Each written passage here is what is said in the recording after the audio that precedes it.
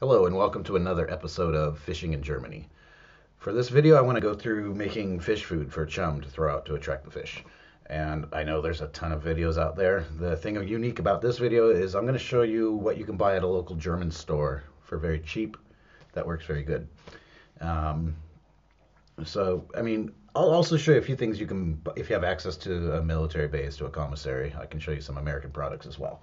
But I just got back from Lidl, which, it's a discount supermarket. So um, I'm going to go fishing soon. The weather's starting to, the rain stopped. The rivers are really high still. So I think in another day or two, I'll be back on the river. I also have some vacation, so looking forward to that. And yeah, I just picked up some stuff to make some fish food.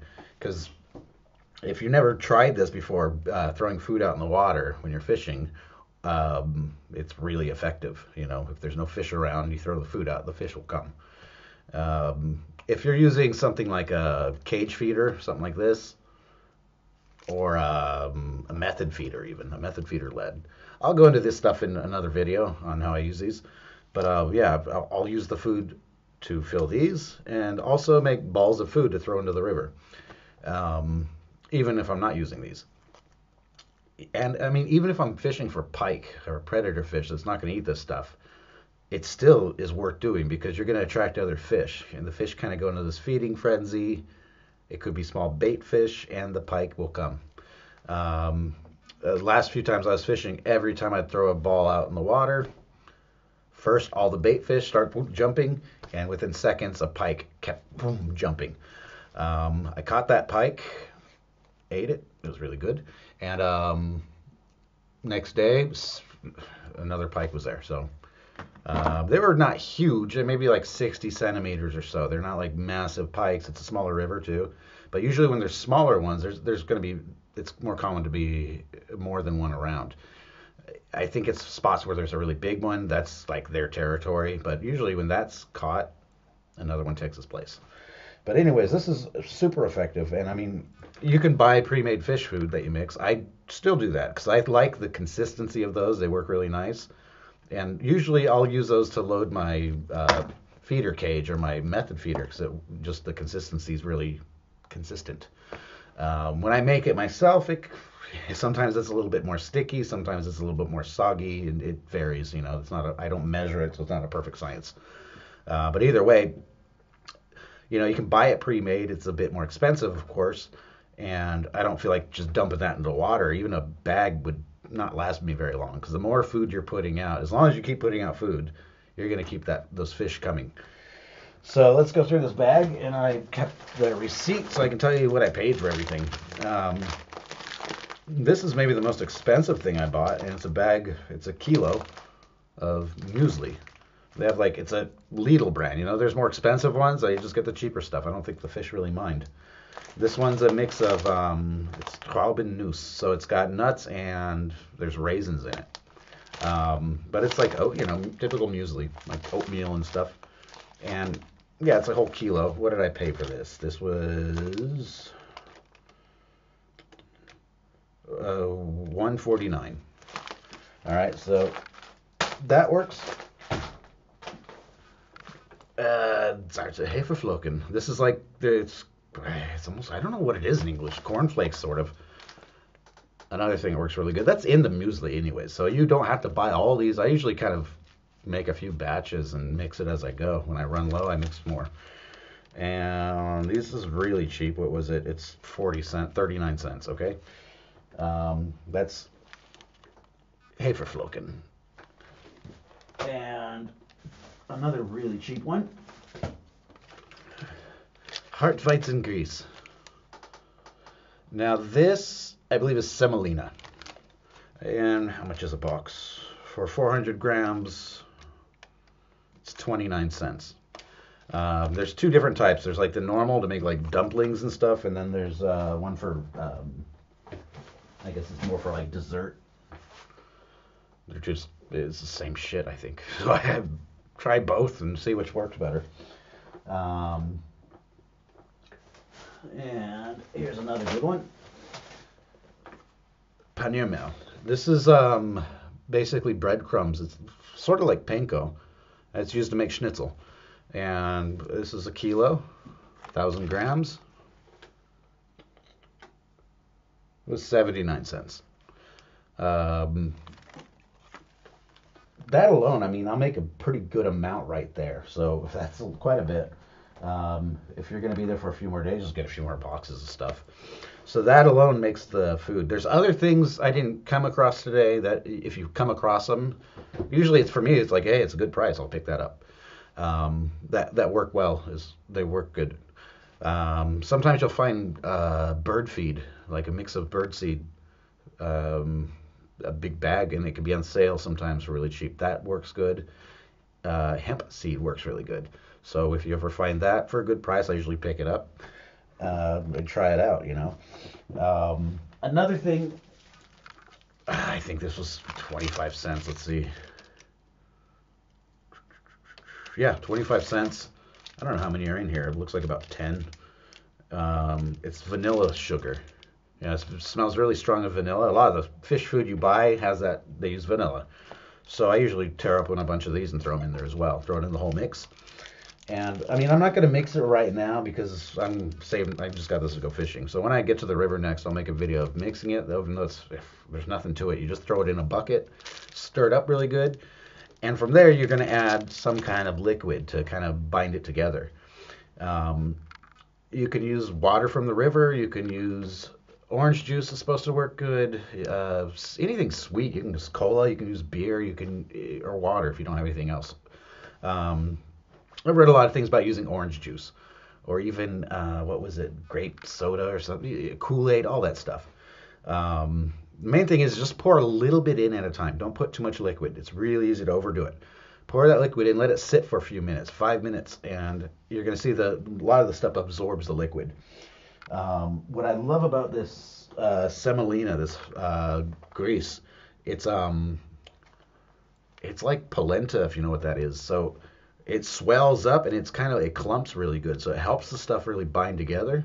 But it absorbs all the liquid. So I pour just a little bit in, stir it, let it sit, and adjust. You know, I usually don't pour the whole box in. So if it's too mushy, it's too wet, I'll just add to it, you know, to fix it and get it just how I want it.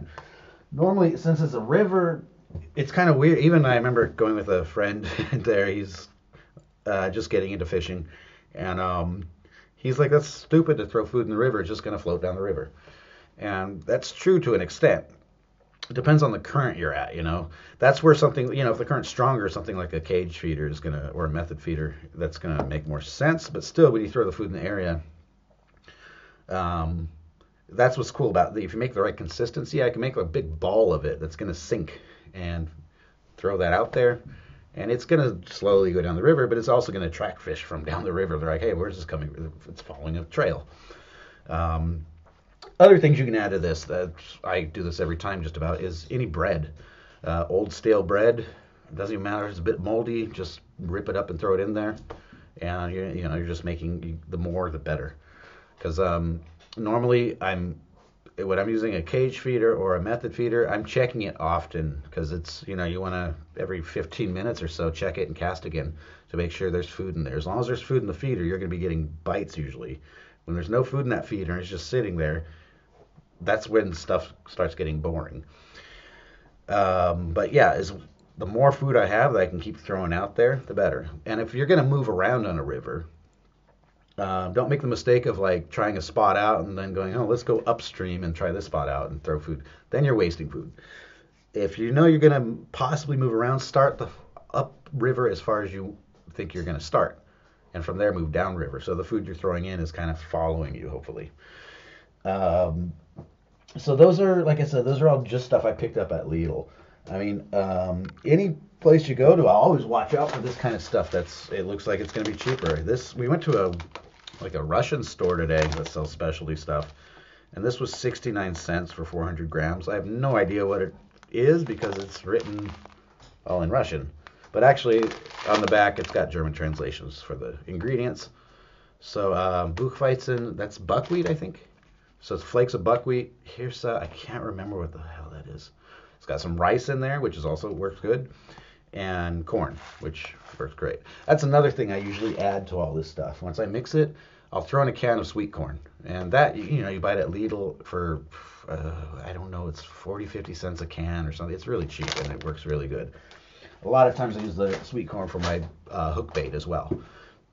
Another thing that's very common to do is throwing in maggots. I mean, in the U.S., I don't think people usually call them maggots. They're calling them grubs. But in German, Maden. Those little, grubs. And those work good as well for hook bait and for throwing in the food. The thing about throwing them in the food is if you see those, they're really fat. If you leave the lid open, they're crawling out, and as soon as they're on the ground, they start burrowing. So I'm sure that's what they're doing on the river bottom as well. So it's kind of like it's going to be gone within 20 seconds when you throw it in there. So for grubs, a really helpful technique is use dead grubs. If you can't buy dead grubs, just the ones you get, put them in the freezer. And fish love those, even if they're dead. So that way they're going to stay with the bait. They're not just burrowing down into the ground, and I think it's more cost effective that way. All right, so that's about it. I mean, there's other stuff too. There's like instant potatoes. There's the canoodle, all that stuff. Anything like that, fish are going to eat. So I usually just look at what's cheap and what can I get the most for my money. And you always want to experiment with it. I was watching a documentary on the habits of carp, and it was saying something like it's almost like they get a tolerance. They can find a flavor they really like, and once they eat it, they get a tolerance to it where the flavor is just nothing for them. So it's probably not a bad idea if you're in the same spot to change it every day or couple days. And like I said, if you're looking at American products, if you maybe have access to a commissary or you're ordering online, one thing I haven't tried yet, and now I'm going to, that I heard is really good, is Jello mix. Who knows what flavor is going to work. I saw a video of a guy saying strawberry is great, so I got a couple boxes of strawberry Jello, Kool-Aid Jello, and the other things like that. Yeah, another one is like oatmeal or whatever it is, Quaker Oats. The generic brand's cheaper, so yeah, anything like that. This is all fish are gonna eat this stuff. And I mean, if I'm using these method feeders or a feeder cage, I'm gonna adjust a little bit accordingly to how I want it to flow. If you make it too wet and too kind of clumps up too much, it's just going to sit in the feeder cage. It's not going to flow out like it should or like you might want it to. If it's a stronger current, it's going to it's gone as soon as you throw it in the water. So you can kind of adjust accordingly. That's why sometimes I find it better to have like a smaller container for putting the food into my feeder cage or my method feeder, and a bucket that I'm going to put for basically what I'm chumming with and making into a ball and just chucking it out there.